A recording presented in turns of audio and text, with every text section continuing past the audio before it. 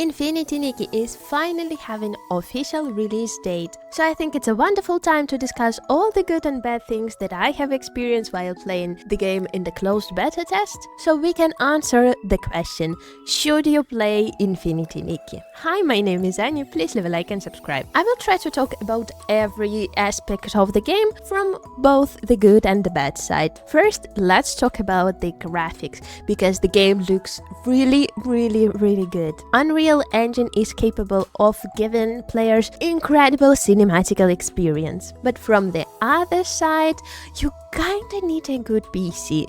The hardware requirements for the game is pretty high, and if you have a bad device, do not expect to be able to play the game on the highest settings possible. But the game will also be playable on PlayStation, so it's a bit of a relief. Second, game is full of variety of platformer puzzles and interesting things to do all over the world. Players' skill and abilities looks interesting and fun. Honestly, I would never get tired from doing all this silly stuff. But from my experience, controls for the player were a bit clunky and had a slight ping between the moment when you press the button and the moment that action was actually performed on the game.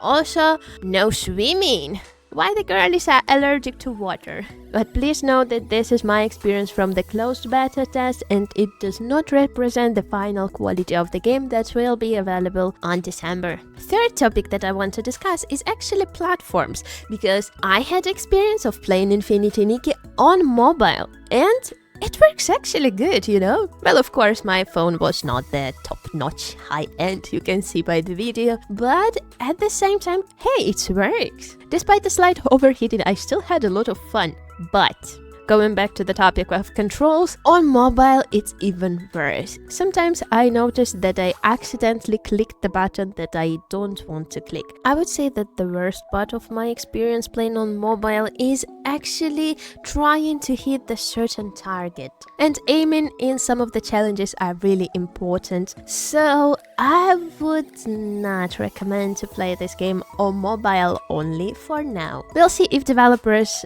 changed it a little bit on the official release. Next, let's talk about the main core of the game, the outfits. You can see the almost infinite amount of different styles and combinations. It's awesome, it's incredible. Look at all this variety of accessories, outfits, clothing. I just love it. But in order to get more outfits, you need to either grind every little piece of the world or interact with the gacha system. And if grinding is somehow bearable, despite the fact that I genuinely hate the stamina system in any gacha games, I don't think that it's still good in Infinity Nikki, I'm sorry. And also you need to collect outfits in order to progress in the story. Yes, it's not limited by your level, but the amount of outfits that you have. But the gacha system is kinda greedy, despite the fact that it's relatively easy to get a 5-star piece of the outfit, because the PT for the piece of the outfit is 20 pulls, and game have been really generous with diamonds. There is actually more profit of getting the whole outfit entirely, which consists of multiple pieces. For example, on the closed beta test, this limited banner outfits had 9 pieces. So in order to get the whole outfit and receive all the benefits of it, you need to make at least 180 pulls. Oof, 180 PT. But think about it as like you pull in for both character and weapon. Of course, you can get gacha currency via in-game purchase. For me, one pull was approximately €2. I would say that it can differ from server to server. Why it looks so ugly? The next thing that I want to talk about is actually captivating and interesting story. All the characters looks incredibly good and their voices is so nice. I mean, what have you expected from the same developers who made Love in Deep Space? All the voice dialogues in the game is basically ASMR to my ears, and music is really nice, especially in challenges. It's so emotional and energetic. I love it. It encourages me to think more, to act faster, you know.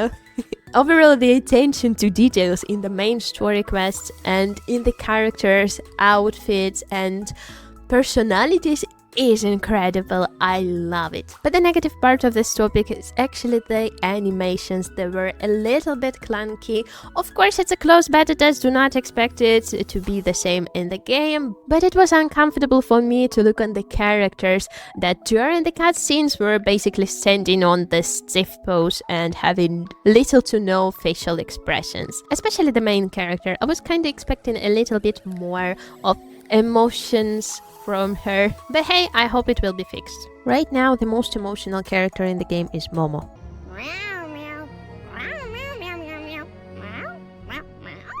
And last but not least, the story. Despite the positive and kinda happy and cute vibe that a visual appearance of the game have, the story plot can take really dark turnarounds, and I think it's really cool.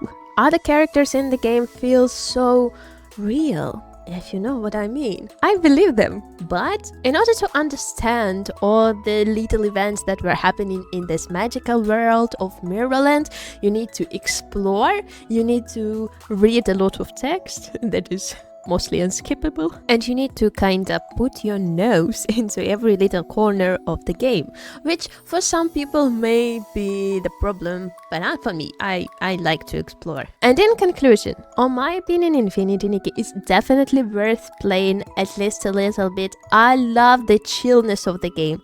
I love that the game certainly knows its target audience. It's not trying to be something else. I love how cozy and comfortable this game looks. And I'm planning to play it on the official release on the 5th of December. So I would be happy to see you on my Twitch streams. And for now, thank you very much for watching. Have a wonderful day. Please leave a like and subscribe, and see you next time. Bye bye.